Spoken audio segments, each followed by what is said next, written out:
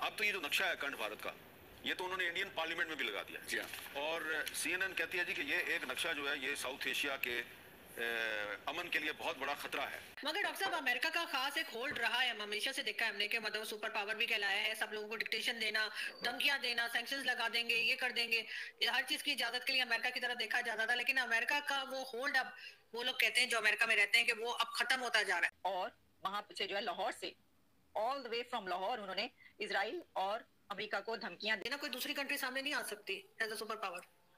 आज India India India बिल्कुल बिल्कुल। इंडिया के बारे में मैं आपको एक बात बताऊं कि इंडिया जो भी करता है खामोशी से करता है, शोर डाल के नहीं करता।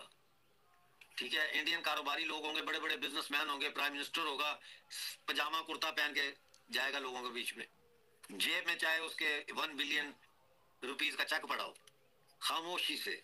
बलूचिस्तान में अब औरतों ने भी हथियार उठा लिए, नौजवान लड़कियों ने, कॉलेज और यूनिवर्सिटी की लड़कियों ने किताबें छोड़ के बंदूकें उठा के मजीद ब्रिगेड में शामिल हो रही हैं, लड़ रही हैं, मर रही हैं, शहीद हो रही हैं। वो आपको नजर नहीं आ रहा, वो आपको नजर नहीं आ रहा। आपको पाकिस्तानी कब्जे वाले जम्मू कश्मीर के अंदर जो लोग एहतजाज कर रहे हैं, कोई उनकी सुन नहीं रहा, उसकी वजह से जो बेचैनी और हिजान पैदा हो रहा है उस माशरे में, वो आपको नजर नहीं आ रहा। आपको वो आतिश विशा के अंदर जो लावा पक रहा है वो नजर नहीं आ रहा। आपको समझ नहीं आ रही कि ये लावा जब फटेगा तो फिर लावा ये नहीं देखता कि उसके रास्ते में आने वाला पंजाबी है या कश्मीरी है या पश्तून है या सिंधी है या हिंदू है या मुस्लिम है, उसके रास्ते में जो भी आता है वो जल के खाकिस्तान हो जाता है।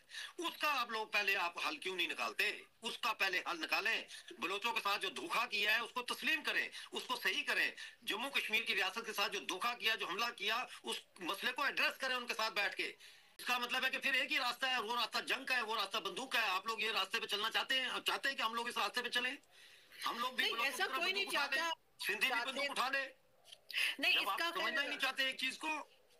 नहीं, इसका कोई ना कोई मतलब बातचीत के जरिए, डायलॉग के जरिए इसका नहीं होना चाहिए। बलोचों ने हमेशा बात बलोच ने की है, आपने उनको फांसियां दे दी पहाड़ों से उतार के। कुरान लेके आप लोग हाथ में गए कि ये कुरान है, आ जाओ, तुम्हें कुछ नहीं कहेंगे। उसके बाद उनको फांसियां दे दी, नौरोज खान को जेल में डाल दिया, बूढ़े आदमी को, उसको पता नहीं जहर देकर मार दिया वहां। मतलब है क्या बात कर रहे हैं आप? मगर अब ठीक होना पड़ेगा ना सर, बार बार तो इस तरह की चीजें नहीं हो सकती। वो जमाना तो नहीं है ना कि छुपा के रखें। RSS के सरबराह जो हैं वो एक नौजवान को कह रहे हैं कि तुम्हारे जो बुजुर्ग हैं उनकी रिटायरमेंट से पहले पहले अखंड भारत बन जाएगा। अखंड भारत में कौन कौन से ममालिक शामिल है? ये जो आज का हिंदुस्तान है, इसके अलावा जी इसमें ये कहते हैं पाकिस्तान भी अखंड भारत में है, बांग्लादेश भी अखंड भारत में है, भूटान, तिब्बत, बर्मा, इस तरफ श्रीलंका, तो ये सारा कहते हैं जी ये पूरा ग्रेटर इंडिया है। तो मुझे ये बताएं कि पार्लियामेंट के अंदर उन्होंने लगा दिया है अखंड भारत का मैप, तो इस पर सारी दुनिया खामोश है, क्यों? देखिए, हमेशा बात यह है कि एक तो है ना इंटरनेशनल रिलेशंस का पर्सपेक्टिव, एक है इकोनॉमिक ताल्लुकात का पर्सपेक्टिव। ये चीज़ें सेपरेटली चलती हैं। ये एक डेंजरस डेवलपमेंट है जिसमें एक मुल्क इरादा कर रहा है कि वो अपने इतराफ़ के पड़ोसी ममालिक पर कब्जे का इरादा रखता है।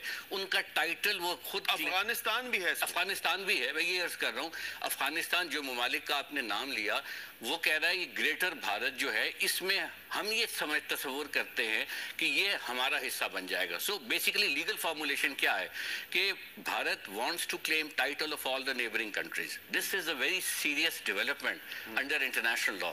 It is a very serious posturing